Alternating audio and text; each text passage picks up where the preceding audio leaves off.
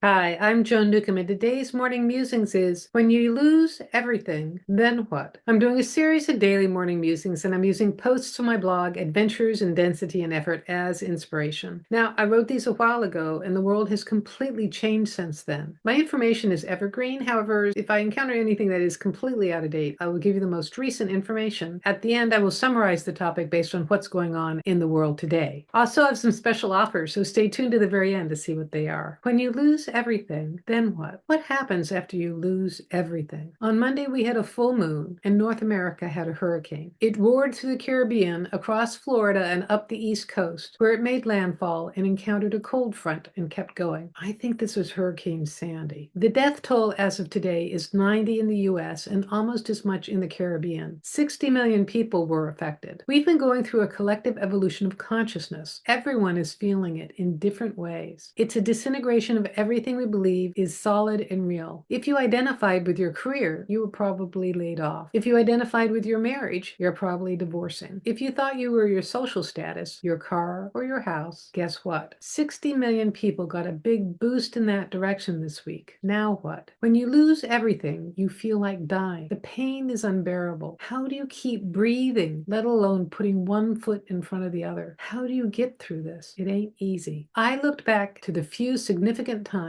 when the world I built was razed to the ground. How did I survive? When you've lost everything, what is left behind? Your essence as consciousness. Knowing that didn't make the first few weeks, months, or sometimes years easier. However, gifts kept showing up to help me through. When I had nothing in front of me, the universe would sneak something in on the side. When I lost the home my children were born in, left the marriage after secondary addictions reared their ugly heads, I plunged into poverty. The first year I was on food stamps, but I couldn't afford toilet paper. That Christmas, I was suicidal. Titanic had just come out in the theaters, and jumping off a ferry looked pretty good, except I wouldn't do that to my kids. I had no money for Christmas presents, but the food bank had a toy drive. I'd filled out a form with my kids' ages. When I went there, I was overwhelmed to see a large garbage sack full of toys. I took it and started to leave, and they said, "Wait, don't you have two kids?" There was a second entire bag for us. Floating on this miracle, I went to the grocery store to spend my last food stamp dollars when a neighbor stopped me in the parking lot. "We had a chimney fire and can't use our fireplace," he said. "Please use the firewood behind our house." Suddenly, I had enough heat for the winter. Miracles match the level you are on. They become harder to notice and appreciate after you have more than when you had nothing. At the same time you are hurting, whether in body, mind, or heart, there's an aspect of yourself that is above and beyond all of that. When someone I loved died, I did not think I could make it through the agony. This time, it almost didn't matter that I had kids. At the same time, the greater aspect of me was in communication with the dead loved one. I would have moments of intense love, the kind you long to have when you're in a relationship, but is nearly impossible due to personalities and histories. I couldn't imagine life without my love. How could I go on for the next several decades? I got the clear impression that physical life, or essence, consciousness, is like jumping into a swimming pool. It's for splashing around and enjoying yourself. Committing suicide would be like getting out of the pool before swim time is over. It shifted my perspective. Instead of lessons, it's open swim time in the pool of life. How are you bigger than what has happened? Your essence is greater than any disaster. Connect to you as consciousness and gain the bigger picture of what is going on. As consciousness, we never lose anyone. They remain connected with us, and we can experience that here and now by simply acknowledging their presence. If your essence is hard to connect with your future self, that part of you that has lived through this and knows how. A conversation in your head, out loud or on paper, can yield surprising insights and reassurance. Essence consciousness transcends time and space, so your future self, your essential self, and you are all the same. As consciousness, we never lose anything. We are all that is. My mother is currently showing me what is valuable about being here on the physical plane. She loves sitting outside and breathing the fresh air. She's thrilled by the change of seasons, the leaves turning colors. She appreciates music on the radio. Even though she doesn't remember who they are, she enjoys seeing the latest photos on Facebook of the grandchildren and great-grandchildren. All of this is winding down for her as her brain succumbs to Alzheimer's and her body to cancer.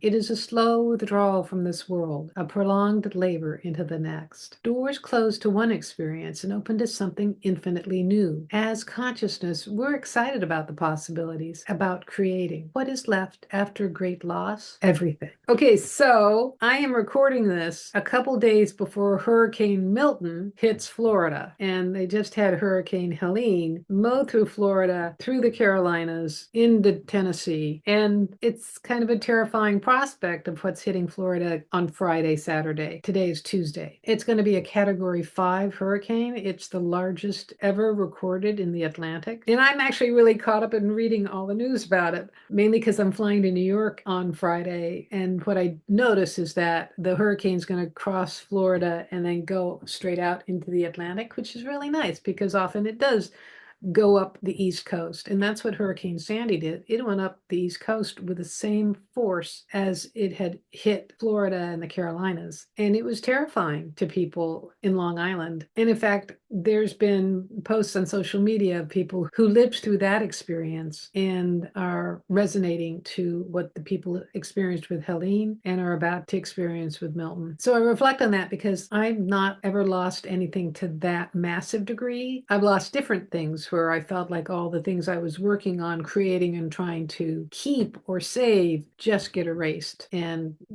just be left with scorched earth. And so if I look at that from the perspective of consciousness, this world is about creating and destroying. And sometimes it seems really friggin' harsh from a physical level that's very attached to these things. I was very attached to the house that my children were born in. I moved every 2 to 5 years growing up, so I'd never lived in a house for 10 years like I had. And we had pets buried there. I gave birth to my children in that house, so their afterbirth was buried out front in the rose bushes. And it took a long time to overcome that loss. And then I think of people who went through the Holocaust and not only, all the possessions, but their entire family members. And how do you survive something like that? How do you come out of that and go on to live some of the amazing, creative, and productive lives that the people who immigrated to the United States did, and the stories I've heard of them? And they went on to have incredible families and children and grandchildren. How do you survive something that horrific and go on and show that amazing resilience? Well, it just shows the amazing resilience of the human spirit. And for those of us who haven't just come through Hurricane Milton